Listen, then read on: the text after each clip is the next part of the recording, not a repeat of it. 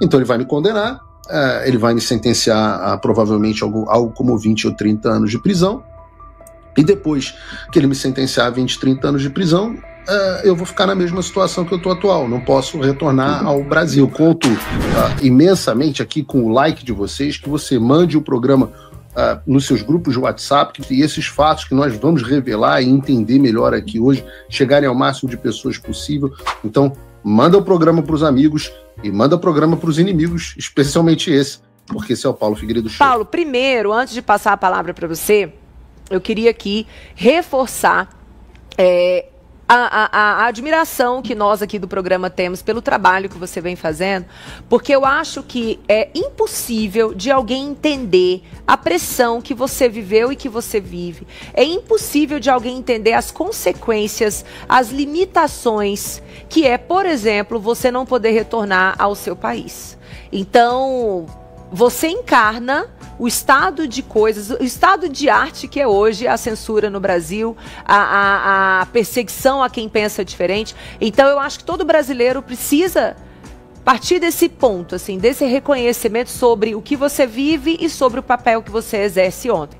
E na semana passada nós comentamos a sua participação ali na Comissão de Direitos Humanos da Câmara. Eu achei que você brilhante na sua exposição e extremamente corajoso ao confrontar, inclusive, muitas vezes, a fala do próprio deputado republicano, que colocou muita coisa na conta do governo Trump, e você não. Você falou, olha, não foi o Trump, não, foi o Biden. Então, eu queria começar passando a palavra para você falar para a gente o que evoluiu.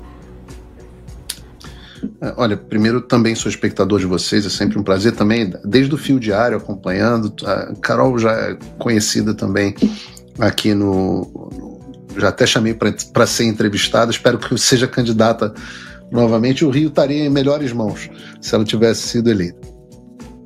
Sobre a pergunta que você me fez, olha, na semana passada nós tivemos aquela audiência para tratar especificamente de uma das dimensões de violações de direitos humanos que o Alexandre de Moraes tem, que é a da repressão transnacional.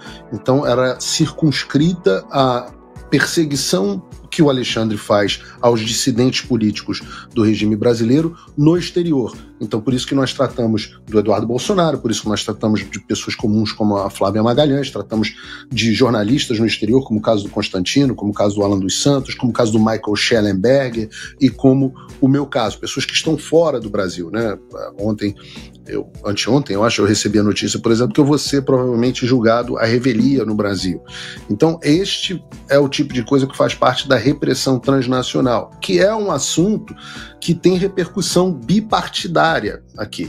Então, é um assunto que, ou seja, republicanos e do partido do presidente Trump e democratas do partido do ex-presidente Biden concordam a respeito desse assunto. Nesta comissão que eu estava, Comissão de Direitos Humanos, Comissão Tom Lantos, ela é uma comissão bipartidária. Apesar dos republicanos terem maioria no Congresso, essa comissão ela tem dois presidentes. O presidente que estava lá, o deputado McGovern, que é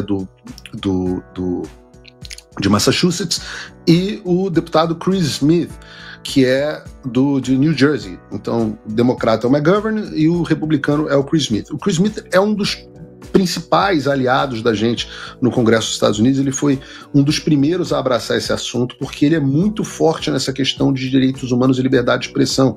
Ele é um dos autores da versão global da Lei Magnitsky. Ele também fez um projeto específico para a Bielorrússia, que tem um caso muito parecido com o do Brasil. Então, nós sabíamos ali que nós teríamos os dois deputados. O Chris Smith me avisou de antemão, quando me convidou para ser testemunha, de que ele não estaria lá. Ele me avisou, falou, olha, eu não vou estar nesse dia porque a minha mulher tem uma questão de saúde que precisa ser tratada. Você topa ser testemunha? Só vão ter testemunhas do McGovern e você vai ser a única testemunha minha lá. Você topa participar mesmo assim? Você vai ter que brigar pela palavra, etc, etc. Eu falei, deixa comigo. E aí foi lá e eu acho que a gente teve a oportunidade de mostrar o nosso recado. Qual o objetivo final? O objetivo era registrar o testemunho. Aqueles que a gente vê na televisão, aqueles 8 minutos, são 8 minutos que eu tinha direito à fala, mas o meu depoimento completo teve 18 páginas e foi registrado nos anais do Congresso e foi enviado também, que foi a consequência da reunião, que foi o envio ao Marco Rubio de uma carta pedindo urgência para a questão do Brasil. Então dá para a gente dizer que as sanções, que as pessoas achavam que era 72 horas, faziam piada, esse tipo de coisa, elas ultrapassaram todos os processos burocráticos, e são muitos, eu posso até aqui relatar para vocês alguns. Toda vez que você quer fazer uma sanção, você tem que ter aprovação, óbvio, do Departamento de Estado, do National Security Council, Conselho de Segurança Nacional, do Domestic Policy Council, Conselho de Política Doméstica, do White House Counsel's Office, que é a advocacia interna da Casa Branca, do Office of Legal Counsel do Departamento de Justiça, do Departamento de Tesouro, e aí você segue para a mesa do chefe de gabinete do presidente dos Estados Unidos, para que ele faça a avaliação e aí submeta ao presidente dos Estados Unidos. Ô Paulo, deixa eu te fazer uma pergunta. Não vai ser aberto um espaço para defesa dessas pessoas? Então não há previsão de contraditório e ampla defesa no processo de aplicação da Lei Magnitsky? Olha, o Alexandre já teve a oportunidade de contraditório por parte do próprio Chris Smith, que enviou a ele uma carta no ano passado, basicamente pedindo esclarecimento em relação a todas as acusações que estavam sendo feitas a ele. Essa carta nunca foi respondida, ela foi copiada, inclusive estavam copiados o então presidente do Senado, Rodrigo Pacheco, o então presidente da Câmara, Arthur Lira, e o então presidente do Supremo Tribunal Federal, ministro Barroso. Então, todos eles tiveram oportunidade, além, claro, do próprio Alexandre de Moraes, todos eles tiveram a oportunidade de responder às acusações que estavam sendo feitas a ele e não responderam.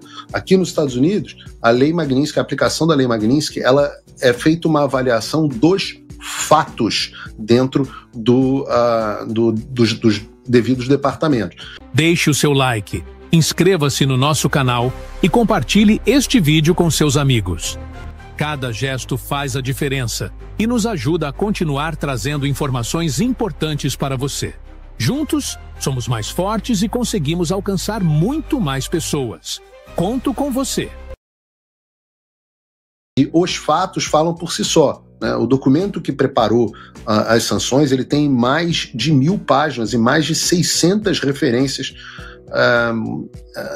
no total. Então, referências de próprias decisões do Alexandre, etc. São fatos incontroversos, não são questões de opinião.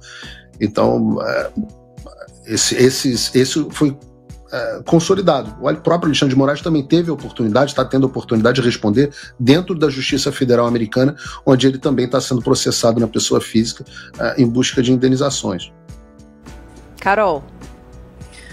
Acho que isso reflete muito o sentimento que existia aqui no Brasil, né, até o ano passado, de que isso daí era uma chacota, né? Eu já tinha comentado isso, inclusive, com o Paulo. Você recebeu essa carta, o ministro Alexandre de Moraes recebeu essa carta e depois fez aquela piadinha patética. Não tenho nenhuma intenção de ir para os Estados Unidos no curto e do médio prazo.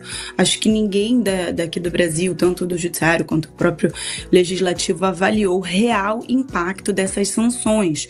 E aí, enfim, a gente já elogiei aqui, a gente fala diariamente aqui no programa o quanto isso foi escalando, quanto esse trabalho que o Paulo faz, agora o Eduardo Bolsonaro aí, essa semana até mandei uma mensagem para o Paulo falando isso, porque o depoimento dele na Comissão de Direitos Humanos mostra o tom que a gente esperaria de todos os parlamentares brasileiros. O que a gente está vivendo hoje é uma intimidação por parte do Supremo Tribunal Federal e toda a população brasileira está com medo, ninguém tem coragem de se posicionar, né? Até mandei isso pro Paulo, falei, olha, as pessoas podem te criticar, mas ninguém pode te chamar de frouxo. Ele até brincou que isso não é uma fraqueza, né? Não era um defeito dele. Mas assim, tem toda a minha admiração. Isso é o que tá faltando aqui no Brasil hoje. Os nossos parlamentares são frouxos, são omissos e não têm coragem de enfrentar o tamanho do problema que a gente está vivendo, que é essa tirania do judiciário, essa tirania que o STF está colocando aqui pra gente. E aí, Paulo, eu queria só te perguntar, você falou aí que você vai ser julgado à revelia. Ontem, por acaso, também, eu tava num outro programa e me perguntaram comentaram sobre isso, eu falei, ai, que bom que o Alexandre de Moraes está assistindo o Paulo Figueiredo Show, né, tá dando audiência. Eu também dou essa audiência diária, porque ele fez esse corte falando que o Paulo, né, você mencionou que estava esperando a citação dentro dos termos legais, uma citação legal, e não uma citação, não descobrir que você está no inquérito e que você não tem noção do que você está sendo acusado para poder se defender. E aí ele fala, olha, tá aqui o vídeo dele falando que tá sabendo que tá no inquérito, então a gente considera que ele já foi citado. Mas é exatamente isso, como é que você vai se defender se você não sabe o que está escrito no processo? Então, como é que tá isso? Qual a sua expectativa em relação a isso, a ser julgado, a revelia? Se tem alguma coisa que você possa fazer, o quanto você sabe o que tá ali no processo contra você? Olha, não é que eu não tenha medo do Alexandre de Moraes. Eu tenho. O Alexandre de Moraes é uma pessoa muito poderosa, pode fazer muito mal e tem me feito muito mal. Eu, como eu disse lá no depoimento do Congresso, já passei por poucas e boas, já gastei mais de $1 milhão se botar todos os processos de advogado nessa história. Estou há 2 anos e meio com todos os meus bens bloqueados no Brasil, e eu tinha uma quantia substancial no Brasil, multas absolutamente, provavelmente nunca vou recuperar. Você tem todas as minhas redes sociais bloqueadas, né? 8 contas que eu já tive que abrir em cada rede social. Meu canal principal do YouTube, que crescia de forma vertiginosa, com 1 milhão e poucos inscritos, continua bloqueado, que era a forma do meu ganha-pão jornalístico, né? O Alexandre de Moraes exerceu uma pressão para que eu saísse da Jovem Pan, na verdade para acabar com a Jovem Pan em termos práticos. Não foi só eu que saiu, várias outras boas pessoas saíram também. Então, ele é uma pessoa que pode fazer muito mal para a minha vida, e eu tenho consciência disso. Só que não é que eu não tenha medo dele, eu tenho mais medo de Deus. Por quê? Eu explico por quê. Porque eu acho que todos nós temos que agir no limite das nossas capacidades. Nós temos a obrigação. A Bíblia fala da parábola dos talentos, aqueles que enterram os talentos, seus próprios talentos, e escondem por medo, esses serão cobrados e penalizados. Então eu tenho muito medo de prestar contas no juízo, de eu não ter feito tudo que eu podia fazer. E eu acho que o juízo de Deus é muito mais severo do que o juízo do Alexandre.